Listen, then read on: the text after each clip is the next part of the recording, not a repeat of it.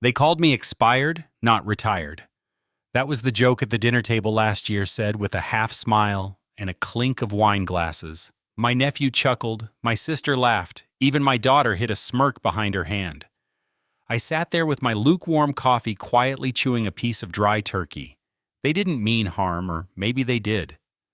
But the message was clear. I was the old man in the room, the one who used to fix cars in the garage, who never had a LinkedIn, who read physical newspapers and didn't know how to stream anything. In their eyes, I was a relic. A man who had done nothing of note and had nothing left to offer. Just another family deadbeat living off a military pension and doing nothing useful with his time. I used to think maybe I'd tell them one day. Maybe I'd sit my son down or pull my daughter aside and explain what those years really looked like. The sand, the heat, the wires, the impossible seconds before a timer hits zero. But then I'd look at their faces filled with casual dismissal and easy certainty, and I'd swallow it all back down. It wasn't worth it. They wouldn't believe it anyway. The truth wouldn't fit into their version of me, so I stayed silent. Let them tell my story their way. I was the uncle who tinkered with radios, the grandpa who babysat the dog, the man who sat at the edge of family gatherings out of focus, out of context. Until the night it all changed. It didn't start with a fight or a speech or some grand confession. It started when a man walked into a room in full uniform, crisp, commanding, impossible to ignore. A 4-star general, polished medals, catching the light, the embodiment of every standard this family held sacred. He walked past the applause, past the attention, and stopped in front of me. Then he stood at attention, locked eyes with me, and saluted. Sir, one word, one gesture, and in that moment, the room froze. My daughter dropped her fork. My sister's face drained of color. My nephew's smirk vanished. That salute wasn't for the man they thought they knew. It was for the man they'd never bothered to ask about. And everything they believed about me started to unravel thread by thread in the stunned silence that followed. My name is Walter Briggs. I turned 65 last spring, though most days I feel older, and sometimes much younger, depending on the weight I'm carrying. I live in a small town near the edge of Virginia, where the air smells like pine, and the coffee shop still closes early on Sundays. People know me here, or at least they think they do. I'm the guy who volunteers to fix broken lawnmowers, helps the widowed neighbor hang her storm windows, and brings spare batteries to the VFW hall. To them, I'm retired military, quiet, harmless, decent with tools. No one ever asks what I used to do. They assume it was something simple. Desk job, maybe. Logistics. Maybe I sorted files or drove trucks. I don't correct them. I let them believe what they want. It's easier that way. The truth isn't something I can talk about easily, not just because of the NDAs, though there are plenty of those, but because the stories don't translate.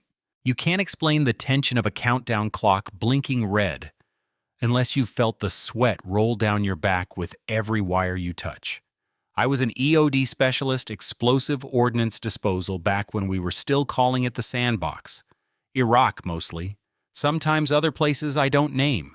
My job was to keep people alive by making sure nothing exploded that wasn't supposed to.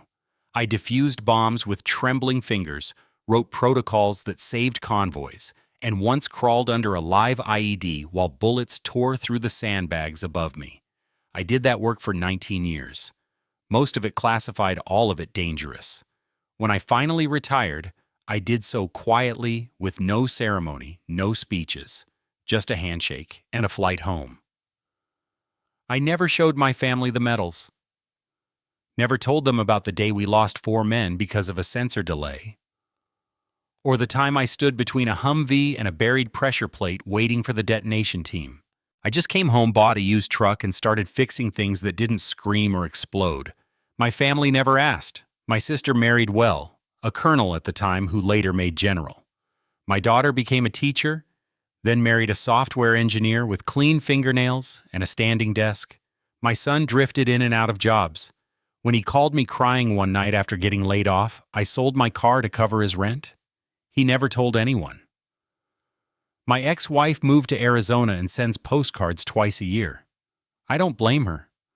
I was quiet for too long and silence becomes its own kind of weight. Now I spend most of my days in the garage sanding old chairs or wiring shortwave radios, pretending I don't notice when people look at me like I'm nothing special. Like I've done nothing special. But I have. I have held the lives of entire platoons in my hands. I have steadied wires with a heartbeat in my ears louder than gunfire.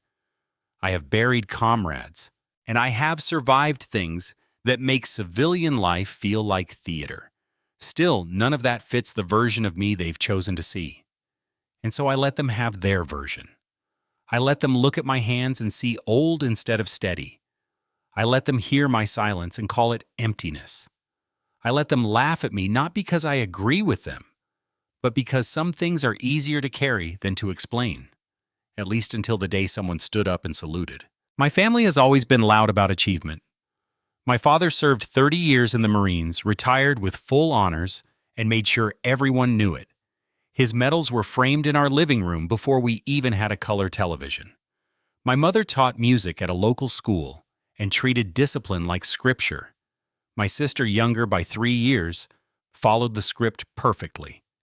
She married James, now General James Colton, a man with a firm handshake and a jawline made for military portraits. James rose fast through the ranks, always deployed, always decorated. Their wedding was half uniform, half parade. I wore a suit that didn't quite fit, stood in the third row, and kept my stories to myself. From that moment on, James became the measuring stick for what counted as success in the family. Not just for my sister, but for everyone. My daughter adored him. My son tried to emulate him, and my parents practically adopted him as a second son. It wasn't just about his rank, it was about his presence. He fit their idea of respectability. He was polished, published, and photogenic. I, on the other hand, didn't fit. My job had been invisible by design. Even when I was active duty, my deployments were black-lined. My name didn't appear in newsletters. There were no pictures, no press, no plaques. I couldn't talk about what I did. And after a while, people stopped asking. Instead, they filled in the blanks with assumptions. They assumed I'd failed to rise, failed to lead, failed to become someone. Family gatherings slowly became exercises in exclusion. James would recount his latest overseas strategy briefings while my father nodded along like he understood every acronym. My sister would beam proud and upright. Meanwhile, I'd be asked if I was still puttering around in the garage as if that's all I'd ever been good for. My daughter once told a group of friends that I fix things sometimes, but mostly just reads like I was an eccentric neighbor, not a father. No one asked what I was reading. No one asked what I'd done before. Even when I offered to help with logistics for a local veterans event, my offer was brushed aside. Someone younger had already been picked. He's good with tech, they said. I let it go. But the thing about silence is that it invites narrative. And slowly the family built one around me. In it, I was harmless. Half retired before my time, a man who lived alone, fixed radios, and had little to say. They never knew about the time I was medevaced after a faulty device triggered a secondary charge. They never knew how many names I still carry with me, not as ghosts, but as reasons I sleep with the light on. When my son needed help paying off a reckless car loan, I wired him the funds within an hour. He told his mother a friend helped him. When my daughter struggled during her divorce, I sat with her through every lawyer meeting. She told her therapist she did it all alone. I never corrected them. I never demanded credit. I believed foolishly that family meant showing up without keeping score. But keeping quiet became the same as being invisible. And once you're invisible, they start speaking over you like you're not even there. I remember one 4th of July barbecue. James stood on the deck telling a story about a near miss during a diplomatic handoff overseas. Everyone was rapt. I stood in the back grilling hot dogs. Someone asked what I used to do in the military. My niece answered for me. He was like a mechanic or something. Everyone laughed. I didn't. Not because I was offended, but because she wasn't entirely wrong. I did fix things. I just did it with gloves, wire cutters, and a timer ticking down. There was another time more recent when my sister organized a dinner for James's promotion to 4-star general. Invitations went out weeks in advance. Mine came 2 days before via a forwarded message. Did you get the details it read? No apology, no explanation. I still went. I brought a gift. No one mentioned my name. At the dinner table, when people took turns toasting James, someone joked, "Walter, you got anything to add? Or are you still busy playing with circuit boards?" I smiled, nodded politely, and said nothing. I was used to it by then, the edits, the erasures, the subtle cuts dressed up as humor. But that night something shifted. Not in me, I'd been carrying that weight for years. But somewhere in the room, something cracked. And it began the moment James walked in and saw me sitting alone, plate untouched, posture resigned. He looked at me, not past me, and everything I'd kept quiet for decades started to surface. But I'll get to that. There are things I've done that I will never be able to talk about. Not because I've forgotten them, but because remembering them out loud would make them too real again. In 2004, I was assigned to a remote forward operating base in Anbar province. That year, we averaged 5 IED threats a week. Most were false alarms. Some weren't. One afternoon, we got word of a suspicious package near the field hospital, a makeshift device buried just under the gravel beside the pediatric wing. Someone had placed it there during a supply drop. By the time I got on site, the place had been evacuated. Children, burn victims, amputees lined up outside in the sun. Some still bandaged, some crying. I knelt down and got to work. It took 43 minutes to disarm. No explosion, no press, no recognition. The report was filed, redacted, buried. But I remember every second of those 43 minutes. And I remember the nurse who whispered thank you in Arabic before we cleared the area. Years later, I'd learned that same nurse immigrated to the U.S. and now works at a VA hospital in Texas. She never knew my name. She wouldn't recognize me if I passed her in the street. That's the way it goes. Another time, we intercepted a convoy route set to pass through a newly paved section of road that didn't exist the week before. It was a trap. 5 pressure plates. I spent 4 hours crawling through heat so thick my sweat dried before it could roll down my back. When we cleared the last one, I sat down on the ground and vomited into my helmet. I didn't eat for 2 days. I have scars from that week. No one's ever asked about them. Back home, people talk about sacrifice like it's a thing you frame. But real sacrifice doesn't look like much. It looks like checking locks twice before bed. It looks like walking around the grocery store with headphones on so you don't jump at the intercom. It looks like silence when someone asks, "So what'd you do overseas?" and you just smile and say, "Logistics." One winter years after retirement, my granddaughter had a car accident. Her parents were out of town. I got the call. She was in the ER, minor injuries but shaken. They needed blood O negative. I didn't hesitate. I went in, rolled up my sleeve, and gave what I could. She never knew. My daughter never told her. They assumed the hospital handled it.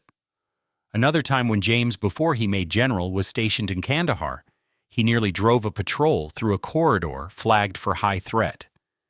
He rerouted at the last second because of an overnight memo from the EOD division. That memo was mine. I built the risk model, identified the pattern, issued the warning. He followed it. He lived.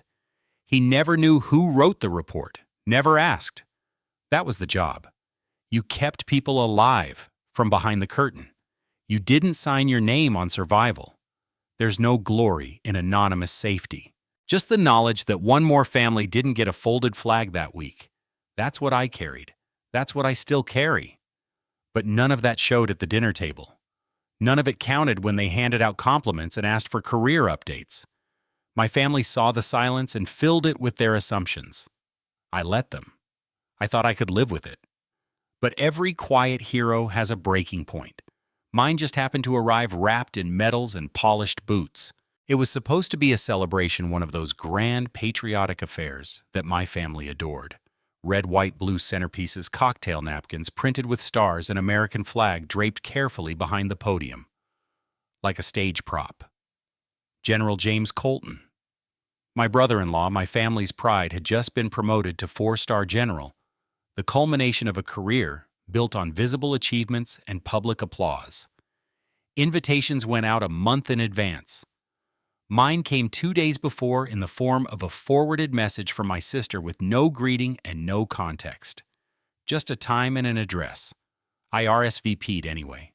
I put on my best jacket, the one that still held a faint trace of desert dust on the collar.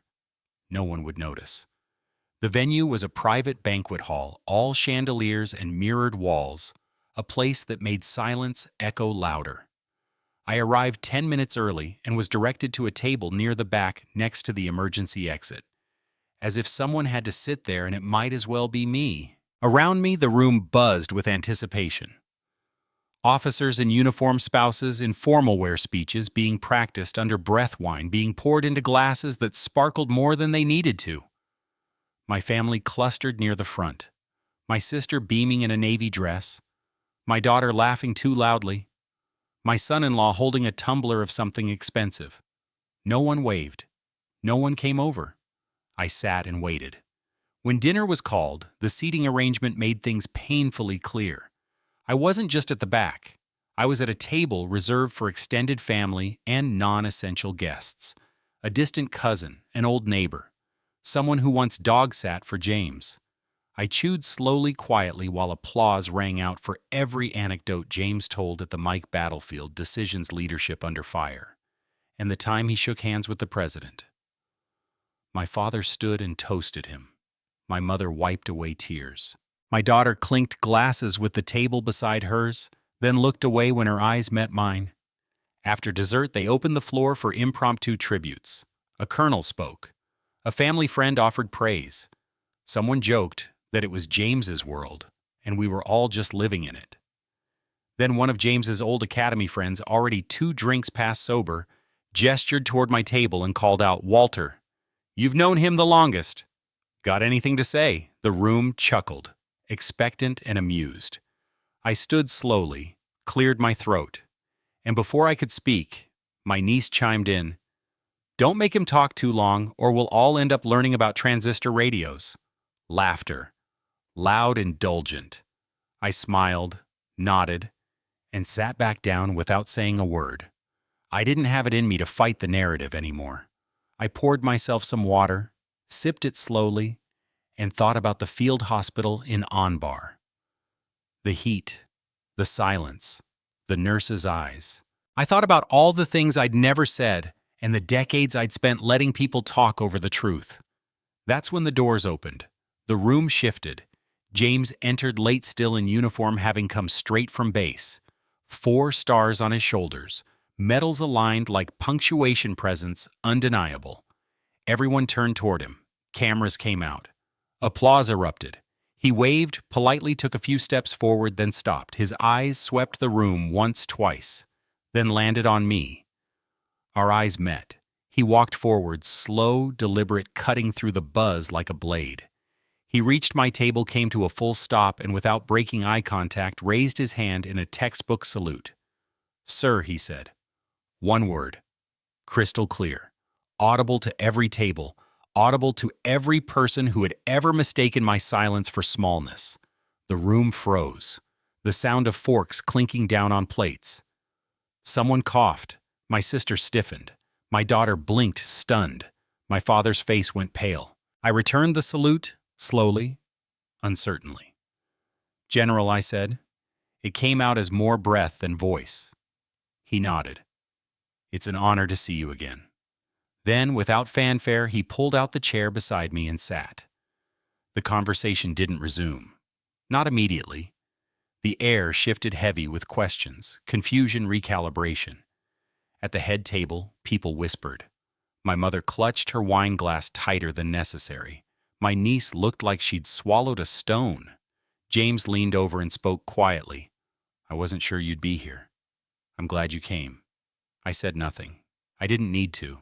The gesture had spoken enough. He didn't explain himself to the room. He didn't announce my role or break classification to make a point, but he knew. He'd seen the name on a memo, the model on a report, the protocol I had designed that kept his unit from walking into a blast zone. He had connected the dots, and unlike the rest of them, he had paid attention. The rest of dinner passed in a strange, uneasy hush. No more jokes, no more dismissals, just glances, hushed speculation, and the sound of a story unraveling in real time. I left before dessert, walking out into the cool night air without saying goodbye. No one followed. I didn't look back. That salute was not for me. Not exactly. It wasn't for Walter, the brother-in-law, or Walter, the old man in the garage. It was for Walter, the specialist, the man behind the wires, the one who'd once crawled through a corridor of heat and metal and sand to make sure someone else's son made it home. James hadn't planned it, I could tell. It wasn't choreographed, not some staged act of redemption or theatrical family gesture. It was instinct, military to military, recognition passed between people who knew what the stakes had been and how close death often sits beside duty. After I left that night, I sat in my truck for a long time. I didn't start the engine. I just sat there watching the lights of the banquet hall dim through the side mirror. My hands were steady. My chest felt quiet for the first time in weeks. I didn't feel triumphant. I felt known. And that was enough. 2 days later, I got a message from my sister. "So, what exactly do you do?" No greeting, no follow-up, just that. I didn't answer. Because if it took a salute to make her curious, then she wasn't ready for the truth. I spent the next week in silence, the kind of silence that doesn't ache, but settles. My daughter called, left a voicemail, said I'd been weirdly quiet, and hoped I wasn't upset about that dinner thing. I didn't call her back. Not because I was angry, but because I was done managing other people's comfort. The salute had rearranged something in that room, but it had also shifted something in me. All those years I'd let them think I was less because I was quieter, because I didn't offer a resume at every dinner, because I didn't wear medals on my sleeve. I had allowed it. Not their mockery, but their version of me. I had accepted the edits, smiled through the rewrites, sat at the children's table of my own life. But not anymore. That moment with James, the weight of it, the absolute clarity in his voice when he said, "Sir," it had undone decades of minimization. Not through confrontation, through precision, through a single undeniable acknowledgement. I didn't need an apology. I didn't need my name engraved on a plaque. I just needed one person who knew the full cost of silence to say, "I see you." That night I thought about the others, like me, men and women whose contributions couldn't be posted on social media or explained at backyard barbecues. The operators, the analysts, the field engineers, the ones who'd been edited out of their own stories because their victories weren't visible. The salute was never about status. It was about clarity, about correcting the record, about saying you mattered. The next time I saw James was 2 weeks later, a funeral for a fellow veteran, someone we both knew. We exchanged nods across the chapel, no words. But in the parking lot afterward, he walked over and said, "They're asking questions now." I raised an eyebrow. "Like what?" He shrugged. "Like who you really are." I smiled faintly. "What'd you tell them?" "Nothing," he said. "Didn't need to. They're starting to figure it out." He paused. "Should have happened years ago." I nodded. "Should have. But it didn't. I'm sorry for that. Not your fault." We stood in silence, not awkward, just full. Then he added, "Thank you for what you did back then. You followed the memo," I said. "You stayed alive." That was thanks enough. He nodded again. Then we parted ways. No handshake, no performance, just understanding. And that was more than I'd ever expected to receive. After the dinner, the calls came in, slowly, awkwardly, like people weren't sure if they were allowed to reach out or not. My niece sent a text, Did something happen at the party? Everyone's acting weird. My sister followed with a voicemail about how emotions were high and maybe the jokes went too far. But no one said what they meant. No one asked the real questions. That's the thing about years of misunderstanding. It builds layers sediment of false narratives that harden over time. By the time someone's ready to look again, they're not sure what's beneath. For years I let them misunderstand me. I handed them the shovel. I laughed off the digs, nodded through the dismissals, pretended not to notice the way my name never made it into the stories they told at family dinners. At first I told myself it didn't matter, that my work didn't require validation from people who'd never worn a uniform or read a threat report. I told myself that being the invisible backbone of a system was noble, not lonely, that silence was strength. But silence prolonged becomes erasure. It lets people rewrite your presence into absence, your restraint into irrelevance. I saw it happen year after year. Family brunches where no one saved me a seat. Holidays where I'd get the wrong time or no invite at all. Birthday cards where my name was misspelled or missing. And always the jokes. Light jabs about retirement, about being off the grid, about being the guy who probably didn't know what TikTok was. As if any of that mattered. As if not being visible meant not being real.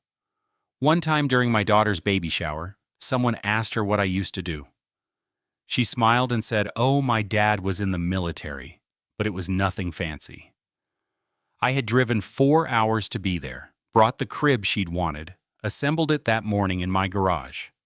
She didn't mention it, didn't look my way. I let it go.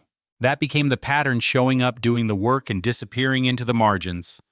I wasn't bitter, not exactly. I just learned to stop expecting clarity from people who preferred comfort. They needed me small, forgettable, convenient. The man who fixed things but never asked for anything. The guy who gave and gave but didn't make noise when he was overlooked. It's funny how quickly people will believe a version of you that asks nothing of them. I became the ghost they could laugh with, but never listen to. And I stayed there. Not because I believed them, but because I didn't want to fight every gathering, every comment, every slight. It was easier to disappear than to demand to be seen. Easier to fold myself into the background than explain why my medals weren't on display. But after the salute, the silence became impossible. Their questions weren't about me. They were about the fracture. About how someone they revered had suddenly revered someone they ignored. It didn't compute. And in that confusion, I finally saw the weight I'd carried all those years. Not just the weight of service or memory, but the weight of being misnamed. I wasn't the deadbeat. I was the reason some of them were still alive. And they never even knew it. In the weeks that followed, something inside me shifted. Not dramatically, not with fireworks or declarations, just a quiet recalibration. I stopped waiting for the family to rewrite their version of me. I stopped needing them to. Instead, I started showing up for myself. I cleared space in the garage and turned it into something new. A quiet workshop where I hosted free sessions for local veterans. Not therapy, not speeches, just skills. How to wire circuits, how to read field maps, how to recalibrate memory through repetition and control. At first, just 2 people came, then 5, then 10. Word spread. Younger vets started showing up too, ones who'd cycled through chaotic transitions and didn't know how to steady their hands. I didn't tell them everything I'd done. I didn't have to. They recognized it in the way I moved, in the silence I carried. I taught them how to recognize patterns, how to anticipate before reacting, how to hold their own weight without apology. For the first time in years, I felt present again. Useful not in the way the family defined it, but in the way that mattered. I stopped answering every call. I started protecting my time. When my daughter asked if I could help babysit so she could get a break, I told her I had a prior commitment. I didn't explain. She sounded surprised. As if I had nothing better to do, but I did. I had purpose. One afternoon after a session with a group of reservists, A young man waited until everyone else left and asked if I'd always been this calm. I laughed quietly and told him no. I'd learned it the hard way. He nodded. You make it look easy. It's not, I said, but it's possible. That evening I went home and stared at my old uniforms, still folded, still sealed in bags. I didn't hang them. I didn't need to. I knew what they meant. I knew what I'd done. And now for the first time I didn't feel like I had to prove it, not even to myself. A few weeks later I got an invitation to speak at a local college. A professor had heard about the sessions and wanted me to share insights on resilience under pressure. I almost declined. But then I thought about all the times I'd let myself stay hidden, because it was easier. I went. I spoke. Nothing grand, just a room of students who actually listened. One of them, a young woman studying engineering, stayed after. I didn't know people like you existed, she said. We exist, I told her. We're just quiet. When I got home that night, there was a card in the mail. No return address. Inside was a note from one of the veterans I'd mentored. You helped me more in 3 sessions than anyone has in years. You didn't ask me to explain myself. You just showed me I didn't have to prove myself to be valuable. I folded the card and slid it into the drawer with the rest. Not trophies, just truth. My transformation wasn't about becoming someone new. It was about reclaiming who I'd always been, and no longer apologizing for it. The next time the family invited me to anything, I didn't respond. Not out of anger, just clarity. The group text buzzed with plans for a summer cookout location time, a reminder to bring sides. My name was tagged. I read the message. Then, I muted the thread. I didn't feel guilt. I felt still. For the first time in decades, I wasn't orbiting their idea of me. I was building a life that made sense on my own terms. The absence didn't feel like exile. It felt like space. Quiet, necessary space where my worth wasn't up for debate, where I didn't have to brace for jokes or translate my silence into palatable small talk. I filled my time with people who respected the gravity of unspoken things, with students who asked good questions and vets who never needed the full story to recognize the scars. I mentored a young man into his first defense analyst role. I helped a local hardware shop upgrade their security system. I sat on my porch and read books that had nothing to do with trauma, just stories for the sake of stories. Occasionally a message would come through. From my daughter, Short Hope, "You're okay?" From my sister, James, said, "You've been busy." Sometimes from James himself, cryptic, but sincere, "You still saving lives." I'd reply to him more often than the others. Not with details, just acknowledgments.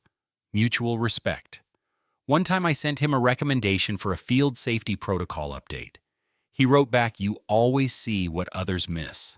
I kept that message, not because I needed the praise, but because it came from someone who once stood at the center of the room and pointed the light my way, and didn't flinch. Months passed. One fall afternoon, I was invited to a private panel in D.C. Closed room vetted attendees, mostly agency folks and specialists. I spoke briefly on redundancy systems and high-pressure threat environments. Nothing dramatic. Just process execution, quiet prevention. I wore a plain suit. I kept my voice low. Afterward, as I stepped out into the corridor, I saw them, my parents, standing near the back. My father holding his coat like he didn't know what to do with his hands. My mother watching me like she was trying to place the outline of someone she hadn't truly seen in years. They didn't speak immediately, just looked. Then my father walked forward and said, "You looked like you belonged up there." I nodded. I did. He didn't argue, just nodded back. We didn't know. I know, I said. That was the problem. We didn't hug. We didn't make promises. But for the first time, he didn't look at me with confusion. He looked at me with respect. Even if he didn't understand the blueprint, he saw the structure. My mother squeezed my hand gently before they left. No apology, no speech, just pressure. It was enough. Billy, my nephew, never reached out. I stopped checking. Some people need you small so they can feel large. If you remove yourself from their foundation, they don't collapse. They just find someone else to stand on. That's no longer my concern. These days, my life is steady. I wake early. I drink strong coffee. I teach without fanfare. I build without needing an audience. The silence I once used to hide now fills the room with presence. When I speak, people listen. Not because I demand it, but because I've earned it. There's no revenge in this story. No triumphant return. Just a recalibration. A man who once let the world decide his worth now holds that decision firmly in his own hands.